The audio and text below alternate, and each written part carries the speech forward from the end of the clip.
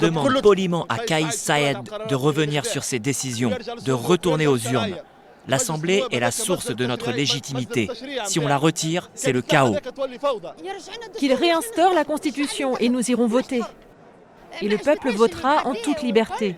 Donnez-nous la liberté du vote par les urnes comme tous les pays démocratiques.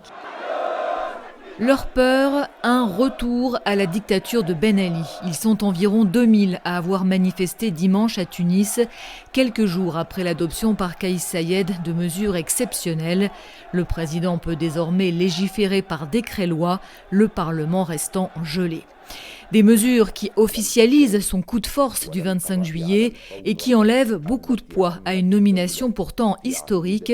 Mercredi, Kais Saied a en effet chargé l'universitaire Najla Bouden, inconnue du grand public, de former un nouveau gouvernement 2 mois après le limogeage du précédent. C'est la première fois qu'une femme se voit confier ce rôle en Tunisie, mais le chef de l'État garde les commandes, c'est lui qui présidera le Conseil des ministres. Une vingtaine d'ONG ont dénoncé un accaparement du pouvoir par Kais Saied et plusieurs partis de gauche disent craindre de voir la Tunisie glisser vers la violence, voire vers une guerre civile. Le chef du Parlement, Rached Ghannouchi, qui est aussi le chef du parti d'inspiration islamiste Ennahda, bête noire de Kais Saied, appelle à une lutte pacifique contre le pouvoir absolu d'un seul homme.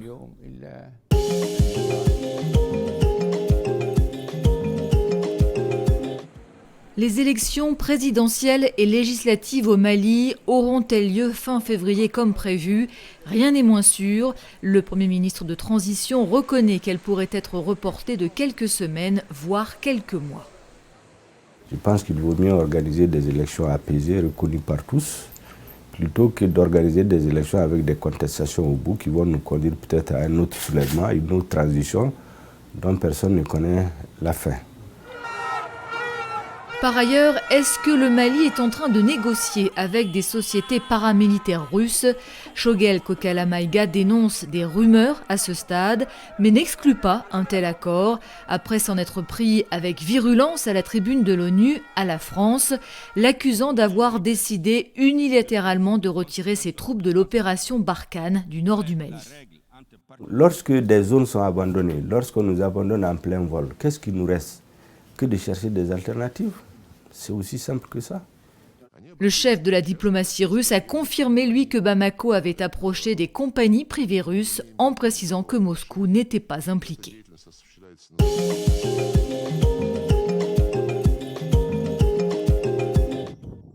13 morts dans le centre du Nigeria et plus de 40 ici dans le nord-ouest du pays.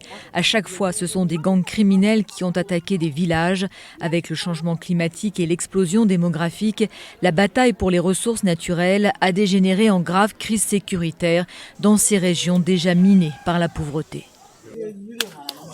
Dans le nord-est du pays, là, ce sont les djihadistes qui sèment la terreur. Plus de 40 000 morts en 12 ans.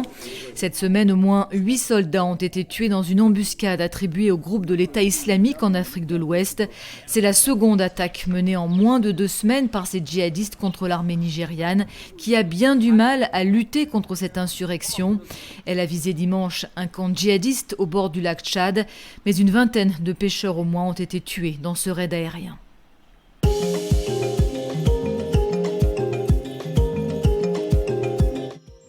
Des arbres à nouveau par milliers, plantés depuis 4 ans par des réfugiés. Le camp de Minawao, dans l'extrême nord du Cameroun, accueille près de 70 000 Nigérians qui ont fui l'insurrection islamiste dans leur pays et qui ont été formés à la plantation en zone aride dans le cadre d'un programme de reboisement. Cela présente de nombreux avantages. Nous pouvons nous protéger du soleil. La qualité du sol s'est améliorée et les arbres retiennent l'eau. Quelques 360 000 plants sont cultivés sur une centaine d'hectares. Ce programme fait partie du projet Grande Muraille Verte qui vise à ériger une barrière végétale de 8000 km à l'échelle du continent africain pour lutter contre la désertification.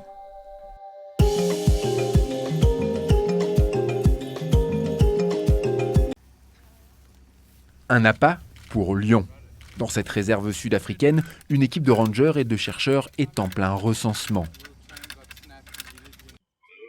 Objectif, compter et identifier les prédateurs que ces carcasses d'antilopes vont attirer, tandis qu'un haut-parleur diffuse les cris d'une proie potentielle.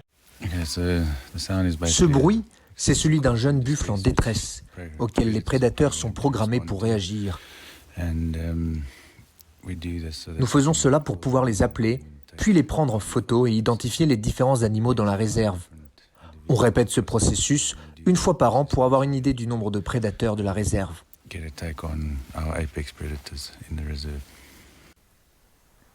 Une méthode simple pour se faire une idée de la population de félins. On s'y prend comme ça pour compter les prédateurs, parce qu'il est difficile de les compter depuis les airs quand on fait le recensement par hélicoptère. Ils se cachent sous les arbres et c'est difficile.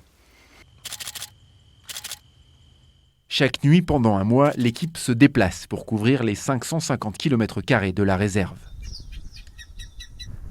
L'année précédente, la méthode a permis d'identifier 156 lions. En Afrique du Sud, les lions se portent bien, alors que sur le reste du continent, leur nombre baisse chaque année. Il a diminué de 43% au niveau mondial en 2020. La recette du succès ici, l'habitat des prédateurs. Il y a 20 ans, tout ceci n'était que terres agricoles, mais lorsque les fermes environnantes se sont regroupées en réserves, elles ont détruit barrières et grillages.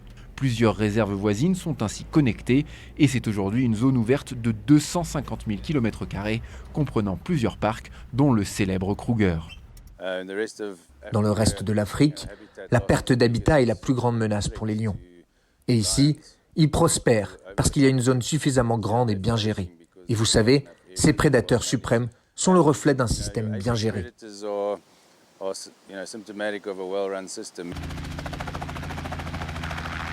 Le recensement ne fait pas oublier le plus grand risque pour la faune du parc, le braconnage.